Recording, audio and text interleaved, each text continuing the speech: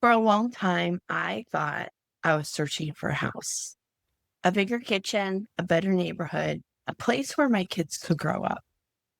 But losing my house taught me a much bigger lesson. Home was never the house. Home was the life I was creating. If you're waiting to find the house, lose weight, get the job, find the relationship, get a promotion, this is the episode for you. Back in 2021, after years of trying to talk to my husband about moving and buying a new house, I had tried for years. It was about 2020. He came to me and said, I'm finally ready. I want to move. And I was ecstatic, finally. And it was his idea. We went house searching. We found the house. We had toured a handful of houses. They weren't a good fit. And then when we walked into this one house, I instantly knew. I was like, this is it. We toured the house. The house was built in 1823. It was a mid-century house. It was beautiful. 10-foot ceilings. It was as much as I could have wanted. We moved in June of 2021. On paper, everything looked like we made it. It looked like we had everything together. But there's something that no one ever tells you. You can live in a really beautiful home, a really beautiful house, and still not feel at home. Now, if you're familiar with any of my origin story, you may have heard me talk about back in 2013, I was emotionally eating, binge drinking. I was waiting until all the kids went to bed, and I found myself at the bottom of a box of Oreos watching my favorite primetime TV shows, Desperate Housewives or Grey's Anatomy. I had so much shame because that's not who I was. I had never had a weight problem.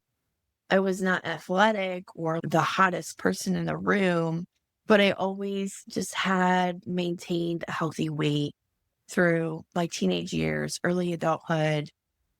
And I got to the point where I didn't recognize myself. I was uncomfortable in my clothes. I didn't like getting dressed because nothing in my closet fit. I also didn't want to go shopping because I didn't want to have to go to the next size up. I kept telling myself, you'll lose it. You'll lose the weight. I had gained a whole bunch of weight after my first baby and never really lost it. And it was really uncomfortable. It was the first time in my life where I didn't like how I looked. And then there was also some around the same periods, I found myself scrolling on social media and I couldn't pull myself away. My kid is on the floor playing, and I should be on the floor with him playing with him, but I was disassociating and I was scrolling on Facebook at the time and couldn't pull myself away. And this was never about my body, but this was about where my body was telling me, even though my mind couldn't. My body was sending me messages and I didn't quite understand how to hear them. And before I go any further, I do have a quiz. If you are in this situation where you find yourself eating a bag of chips at the bottom and you're like, how did I eat all of that? And I want to stop, but I don't know how. I have a quiz all about emotional eating, about maybe what the eating represents for you. I'll leave that link in the show notes. But what changed for me was I hit a rock bottom moment where I realized I needed to change. And I started asking myself, okay, what do I want? When I was binge eating and binge drinking, a lot of it because I didn't have goals. I wasn't setting goals. I wasn't working towards anything. I was sitting in like a puddle of what is my life? I don't even know what I'm doing here. I was running a childcare business just so I could stay home with my kid, but it wasn't something that I love to do. It's not something I went to school for. It's not something I felt like I was good at or was my calling or any of that. So I was just going through the motions. And I felt very disconnected from my husband. I felt I was a mom, but I felt really closed off from the world because when I became a mom of a special needs child, I lost a lot of my friends. My friends no longer called me to hang out with them.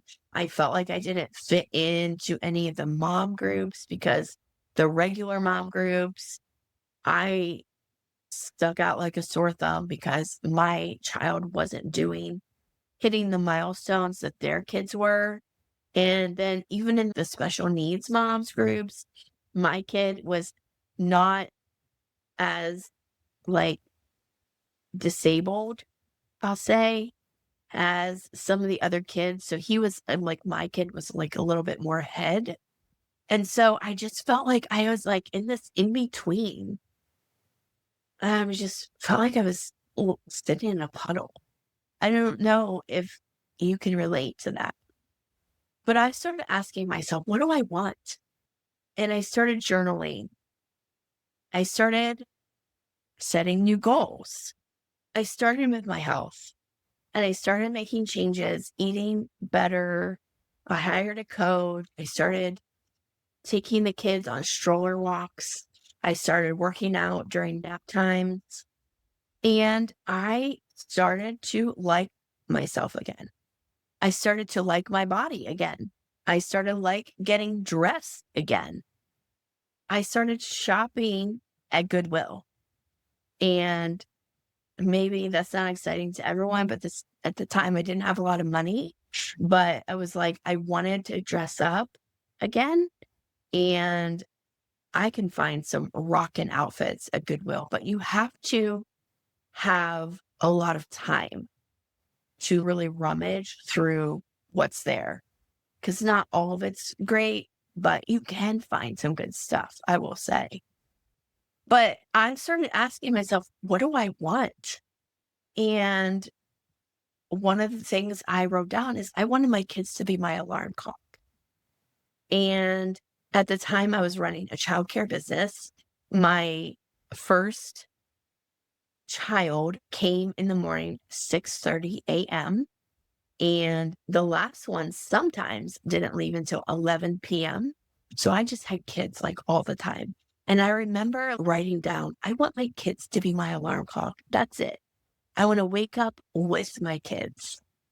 And several months later, that happened. That happened where I realized once I lost a bunch of weight, I lost 36 pounds, and I a lot of women started asking me what I was doing. And I started coaching women on weight loss. And before I knew it, I had replaced my childcare income. And so I was able to shut down my childcare business and completely work from home on my kids' schedules. And my kids became my alarm clock. And that's when I started understanding the power of manifestation. And at the time, I never heard about manifestation, but what I was doing is I was like asking myself, what do I want? Getting really honest with myself. And then I was taking action towards it. Okay, maybe I can't have it today, but what is one thing I could do to just inch closer? And so one of the really cornerstone things I did in the very beginning, and I'm starting to come back to it because it was so powerful. Gratitude and affirmations and writing down the life I wanted. And then every day I would pick 3 things I could do. Like, what are the must-have things I need to get done today? And so every day I was just picking 3 things, and then everything else was like icing on the cake. And I could talk more about this process, but it was just what my ADHD brain needed, because instead of having a list of 10 things to do and getting really overwhelmed, then I just needed to do 3 things, like the most urgent things. And then anything else, if it got done, great. If not, I wasn't going to worry about it. And it was, I could pick 3 more things the next day. And the other thing that this worked well for was it created momentum and it gave me the dopamine to keep going. So once you check off 1, 2, or 3 things off your list, first thing in the morning, all of a sudden your brain's like, okay, and more and more and more. And so it built momentum. But here is the ripple effect. When you start moving in the direction of what you want, it creates a ripple effect. I started putting myself first. One of my very first taglines, I always talked about this, is I help women put themselves at the top of their to-do list. Because so many women were coming to me, they were just like, they didn't know what they're eating. I don't have time to work out, like all this stuff. And it was like, okay, but first thing we're going to do is we're going to eat breakfast. First thing we're going to do, we're going to write down your goals. What is it that you need to do first? And I would get up 30 to 40 minutes before anyone else. And that was my me time. That was the time I needed to focus on myself, to work on my mindset. Okay, what do I need to get done today? And that created such a ripple effect in my life. Improving my health helped me to believe in myself again. I started to like myself again. And then when I started believing in myself, I started setting new goals, bigger goals. I started hitting my goals faster. And because I believed in myself, all of a sudden it was like, okay, I'm running a childcare business because it pays the bills, but it's not really what I want to do. And I started believing that I could create the life I wanted. I could do something different. I could do something that I like to do and be paid for it. And it created options for me. And just having the ideas in my mind, like understanding that I have the power to create the life I want. So in 23 is when, just 2 years after we had bought this beautiful home, I decided to ask for a divorce. And that was a very difficult decision. It wasn't an easy decision to walk away 13 years of marriage. However, my body was breaking down. I was exhausted all the time. I was not sleeping right. And I was in constant stress, constant burnout, and I couldn't recover. And it was like I could no longer ignore the signs my body was giving me. And when our divorce was finalized in 2024, I was ordered out of the house and I had to leave. And some days I wonder if I should have fought harder for the house, because truthfully, it's been rough rebuilding. And a lot of things probably would have been easier had I had the stability of a home. But I also look back to my childhood and my teenage years, and I've always not had a stable home. I've always moved around a lot, and I feel like it's part of who I am to be able to adapt and to be able to go with the flow and, okay, we're not here anymore. We're going to go do this. Whether it's switching jobs or switching homes or in moving cities, I feel like it's just something I do. And a lot of people told me, I had someone tell me, like, I think you should fight for this house. And my thought was like, I manifested this house and I'll manifest something better. I've always had a really abundance mindset. I've always had, there's always more money. I can make more money tomorrow. I don't have a fear of spending money today because I know there's more coming. And so that is what my core belief was when I left the home, is I was like, I can create something maybe even better than this. So I don't think home is necessarily a house. I don't think your home and your value is based on the kind of car you drive or the kind of house you live in or how many bedrooms it has. I think home is finding your people. Home is doing what you want to do. Spending time with my kids feels like home to me.